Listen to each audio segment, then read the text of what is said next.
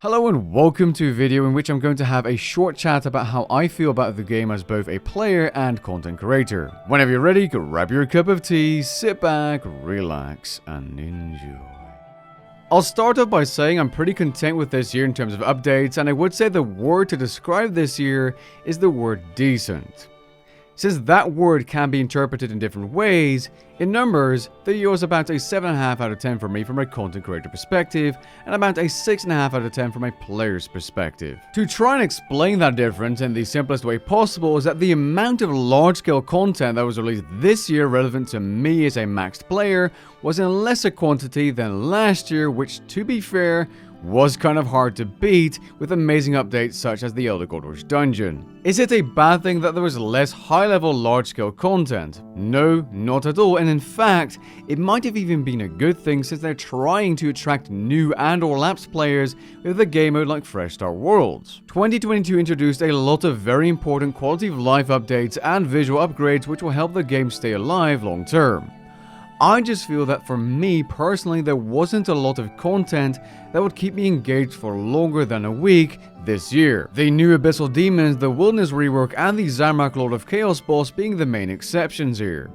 All three of these updates have been some of my favorite updates added in recent years. The total amount of content released from tiny to large was again decent and did allow me to create a good amount of videos of testing methods and items, covering the release and making guides, which by the way is by far the most exciting content to make because whether you make videos or not, new content has that excitement meter going through the roof. I'm sure most of you can relate to trying to get that client updated ASAP and then that feeling of logging in right after a big update and being some of the first players to discover the new area, new monster, new quest, or whatever it is. The more controversial updates of this year were equally as attractive to make videos on, as sharing your thoughts as a creator and seeing players both disagree and agree in the comments is really cool. Interestingly enough, the more controversial an update, or perhaps the worse it is for the game, the better the video on that update or content will perform. I, as both a player and creator, want what's best for the game, except when Jagex does something stupid or outrageous, I do get to make a video out of it. And those videos usually do a little bit better than average because in that point in time, in that moment,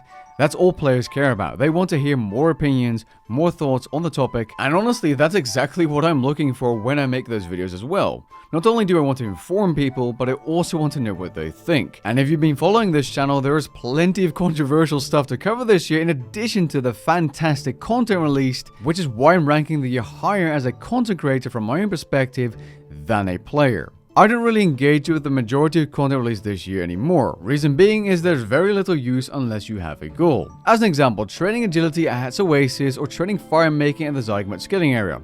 Both very nice additions to the game and video worthy stuff, although I wouldn't interact with the content myself post-video testing or some other form of coverage. I would say I've turned a little bit into a seasonal player, which is basically someone who plays a little and then during new content releases plays a lot. It's not entirely true of course, because when I create content I'm still playing a lot to finish a certain video, which at that point is my objective and my way of having fun in the game because I have a goal. That could be comparing to weapons, timing how long it takes me to get X item, progressing a new account for a one-off video, or just simply working on a guide to make your Gildenor adventure easier. And I've come to a point where I'm simply playing very little RuneScape in my free time. Usually when I'm online, I'm working on videos as they do take up a lot of time.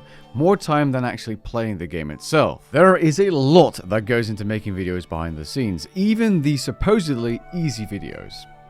If you're a creator watching this, you probably know what I'm talking about. Now, everything I just said completely changes when new content drops, because then, sure, I'm thinking about making the video while playing the content, but my first priority is exploring and enjoying that content for what it is as a player. And this is why I'm looking forward to large-scale content such as the new skill, which is Necromancy if you've been living on the rock, so much. In fact, because we're going to get a new skill next year, I think 2023 is going to be fantastic for both players and content creators alike. Surely Jagex is going to release some really exciting content that year that we haven't heard of yet to keep those players hooked after they've come back or joined the game for the necromancy skill. Unannounced content coming or not, I'm very excited to be part of this game and community in the coming year. As for this channel, I'm going to continue to keep you guys informed with news, update reviews and guides, all while dropping interesting topics or pure entertainment videos here and there. I've got the ideas, I just have to stop being so picky when it comes to selecting ideas. The main goal I have is to hit 100,000 subscribers next year, and judging by the amount of gain this year, that childhood dream of becoming a verified YouTuber with my very own play button is starting to get in reach. But we aren't there yet. Thank you to every single one of you legends for watching, sharing and liking my content this year. I wish you all a happy new year and may the coming year bring both good health and lots of gains.